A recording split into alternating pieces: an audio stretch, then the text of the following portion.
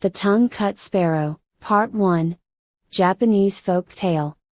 Long, long ago in Japan there lived an old man and his wife. The old man was a good, kind-hearted, hard-working old fellow, but his wife was a regular crossbatch, who spoiled the happiness of her home by her scolding tongue. She was always grumbling about something from morning to night. The old man had for a long time ceased to take any notice of her crossness. He was out most of the day at work in the fields, and as he had no child, for his amusement when he came home, he kept a tame sparrow. He loved the little bird just as much as if she had been his child.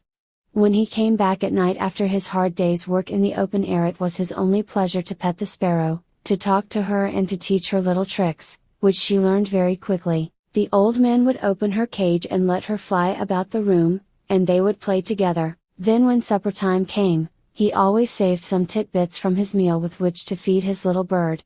Now one day the old man went out to chop wood in the forest, and the old woman stopped at home to wash clothes. The day before, she had made some starch, and now when she came to look for it, it was all gone. The bowl which she had filled full yesterday was quite empty. While she was wondering who could have used or stolen the starch, down flew the pet sparrow, and bowing her little feathered head, a trick which she had been taught by her master, the pretty bird chirped and said, "It is I who have taken the starch. I thought it was some food put out for me in that basin, and I ate it all. If I have made a mistake I beg you to forgive me." Tweet, tweet, tweet. You see from this that the sparrow was a truthful bird, and the old woman ought to have been willing to forgive her at once when she asked her pardon so nicely, but not so. The old woman had never loved the sparrow, and had often quarreled with her husband for keeping what she called a dirty bird about the house, saying that it only made extra work for her. Now she was only too delighted to have some cause of complaint against the pet. She scolded and even cursed the poor little bird for her bad behavior, and not content with using these harsh, unfeeling words, in a fit of rage she seized the sparrow, who all this time had spread out her wings and bowed her head before the old woman, to show how sorry she was, and fetched the scissors and cut off the poor little bird's tongue. "I suppose you took my starch with that tongue, now you may see what it is like to go without it." And with these dreadful words she drove the bird away, not caring in the least what might happen to it, and without the smallest pity for its suffering, so unkind was she. The old woman, after she had driven the sparrow away, made some more rice paste, grumbling all the time at the trouble, and after starching all her clothes, spread the things on boards to dry in the sun, instead of ironing them as they do in England. In the evening the old man came home, as usual. On the way back he looked forward to the time when he should reach his gate and see his pet come flying and chirping to meet him, ruffling out her feathers to show her joy, and at last coming to rest on his shoulder. But tonight the old man was very disappointed, for not even the shadow of his dear sparrow was to be seen. He quickened his steps, hastily drew off his straw sandals, and stepped onto the veranda. Still no sparrow was to be seen. He now felt sure that his wife, in one of her cross tempers, had shut the sparrow up in its cage, so he called her and said anxiously, "Where is Suzume-san, Miss Sparrow, today?" The old woman pretended not to know at first, and answered, "Your sparrow, I am sure I don't know. Now I come to think of it, I haven't seen her all the afternoon. I shouldn't wonder if the ungrateful bird had flown away and left you after all your petting." But at last, when the old man gave her no peace, but asked her again and again, insisting that she must know what had happened to his pet, she confessed all. She told him crossly how the sparrow had eaten the rice paste she had specially made for starching her clothes, and how when the sparrow had confessed to what she had done, in great anger she had taken her scissors and cut out her tongue, and how finally she had driven the bird away and forbidden her to return to the house again. Then the old woman showed her husband the sparrow's tongue, saying, "Here is the tongue I cut off. Horrid little bird, why did it eat all my starch? How could you be so cruel? Oh! How could you so cruel?" was all that the old man could answer. He was too kind-hearted to punish his beshrew of a wife, but he was terribly distressed at what had happened to his poor little sparrow. "What a dreadful misfortune for my poor Suzume-san to lose her tongue," he said to himself. "She won't be able to chirp any more, and surely the pain of the cutting of it out in that rough way must have made her ill. Is there nothing to be done?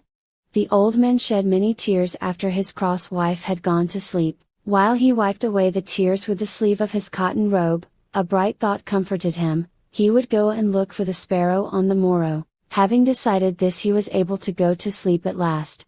The next morning he rose early, as soon as ever the day broke, and snatching a hasty breakfast, started out over the hills and through the woods, stopping at every clump of bamboos to cry, "Where, oh where does my tongue-cut sparrow stay? Where, oh where, does my tongue-cut sparrow stay?" He never stopped to rest for his noonday meal, and it was far on in the afternoon when he found himself near a large bamboo wood. Bamboo groves are the favorite haunts of sparrows, and there sure enough at the edge of the wood he saw his own dear sparrow waiting to welcome him. He could hardly believe his eyes for joy, and ran forward quickly to greet her. She bowed her little head and went through a number of the tricks her master had taught her, to show her pleasure at seeing her old friend again, and, wonderful to relate, she could talk as of old. The old man told her how sorry he was for all that had happened, and inquired after her tongue, wondering how she could speak so well without it. Then the sparrow opened her beak and showed him that a new tongue had grown in place of the old one, and begged him not to think any more about the past, for she was quite well now. Then the old man knew that his sparrow was a fairy, and no common bird. It would be difficult to exaggerate the old man's rejoicing now. He forgot all his troubles, he forgot even how tired he was, for he had found his lost sparrow, and instead of being ill and without a tongue as he had feared and expected to find her, she was well and happy and with a new tongue, and without a sign of the ill treatment she had received from his wife, and above all she was a fairy.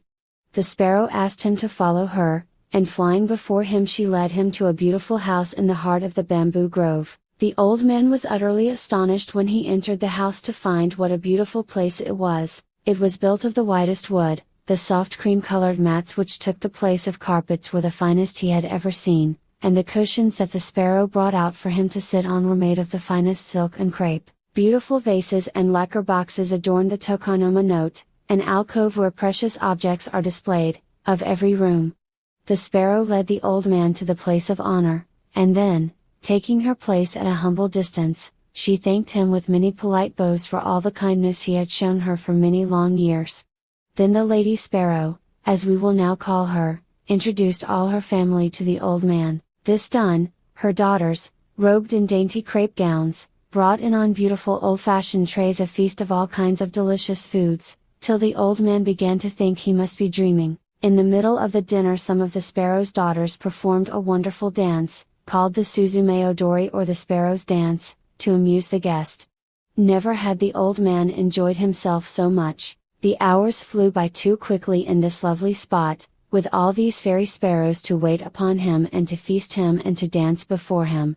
But the night came on and the darkness reminded him that he had a long way to go and must think about taking his leave and return home. He thanked his kind hostess for her splendid entertainment, and begged her for his sake to forget all she had suffered at the hands of his cross old wife. He told the Lady Sparrow that it was a great comfort and happiness to him to find her in such a beautiful home and to know that she wanted for nothing. It was his anxiety to know how she fared and what had really happened to her that had led him to seek her. Now he knew that all was well, he could return home with a light heart. If ever she wanted him for anything she had only to send for him and he would come at once. To be continued.